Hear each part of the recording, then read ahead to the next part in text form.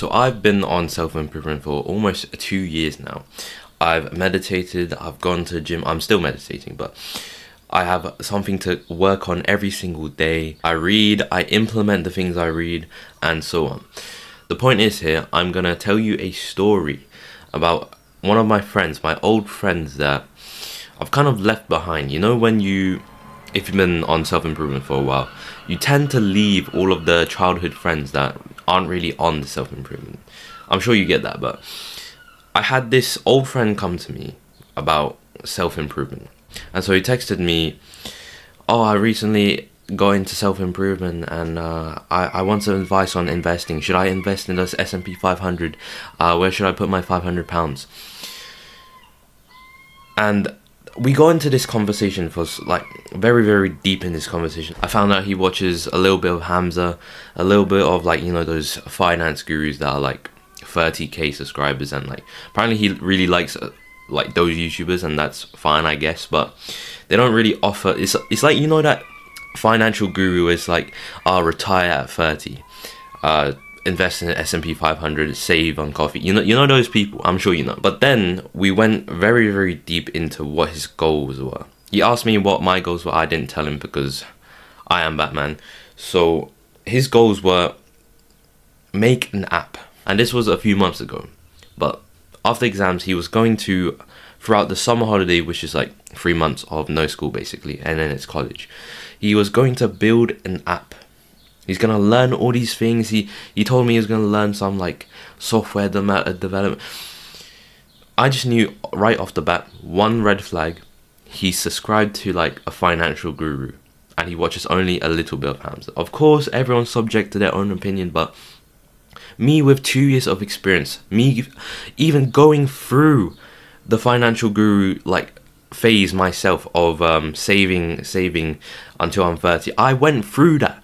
And so I just felt so bad for him, and I just like, I'll just tell you, I didn't end up like trying to fix him. I didn't end up like fixing him because, like, honestly, he's just so fucking like stiff-necked, so hard-headed. He doesn't change his opinions very easily. And so the second red flag that came up from him was actually the app. Now, building an app, at least hearing from Iman Gaji himself, is going to take so much like cash flow, capital. That I think that is the reason why Iman Gaji has converted from so many years of like earning money to now making an app. So I actually kind of felt bad for him when he said that. Don't get me wrong, it's great to have amazing ambitions, very big ambitions, but you have to learn that there is a scale to this self-improvement journey. There is an invisible scale that I have noticed, that if there was a progress bar in real life of your self-improvement journey that you could just see above your head, you know, like when you're playing video games, there's a fucking progress bar. Yeah, if you had that, imagine how OP that would be. It's only that in real life, you only realize how far you've come once you've come this far. And so without this progress bar, you're left with like, what's the saying? A foot in front of the other in darkness. And essentially what I'm trying to say from that quote is, I didn't know how hench I was gonna be, how muscular I was gonna be 2 years down the line. I didn't know how good my mental health would change drastically from a guy who didn't speak a fucking word. Bro, I went to school with a mask on when it was COVID times and everyone else didn't have a mask because I was insecure. I didn't even speak a word, and I hanged out with people who didn't speak as well. And 2 years down the line, now I'm a loudmouth guy. And now I'm confident. And I have so many different, like, I literally have, like, polarized myself, shown everything about self-improvement. I've talked about self-improvement, and that has led me to make friends that are like that. I get that there's, like, basically no one on self-improvement. There's no one on this, like, grind journey at school.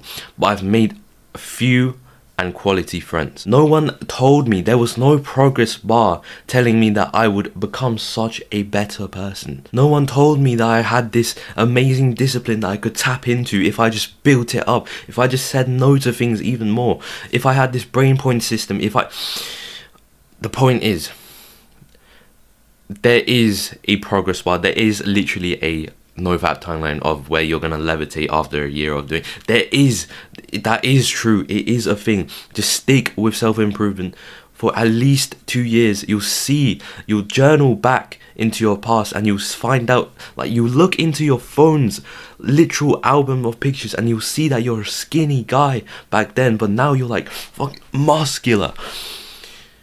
This is the insane effect of self-improvement, and I keep on trying to give you all of these examples to accentuate how much you need this patience in self-improvement. It's like self-improvement isn't really a thing you go on. It isn't like a no-fap. I'm going to no-fap for 30 days. No. Self-improvement, I view it as, anyways, the true form of life. It's life without all the like bullshit media, all of the like bullshit propaganda, indoctrination, all of that shit. Self-improvement is what life is actually supposed to be, in my humble opinion. And I actually think I talked about this concept in the video before this one.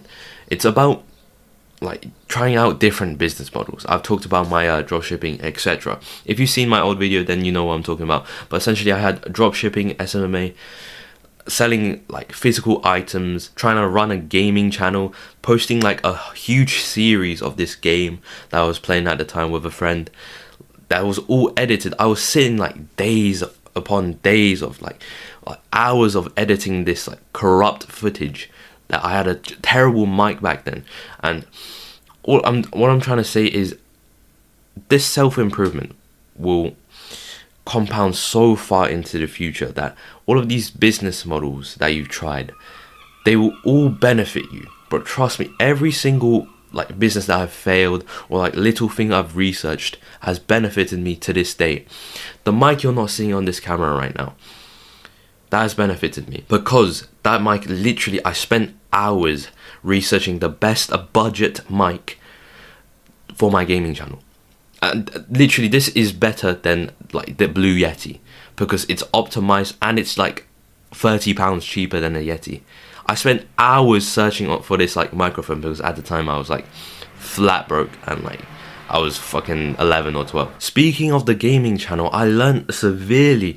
I learned all the skills I needed to edit videos. Basic video editing, green screen effects, all of those things.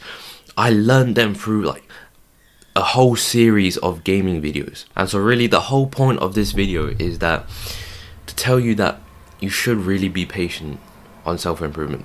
Trust me, it's paid off so many dividends. I can't thank everyone who's taught me enough. Honestly, everything that I've learned on self-improvement has benefited me. If I look back, any videos or like talk about stories, or even just like flip through the photos in my phone, it's just so good. Please just trust me.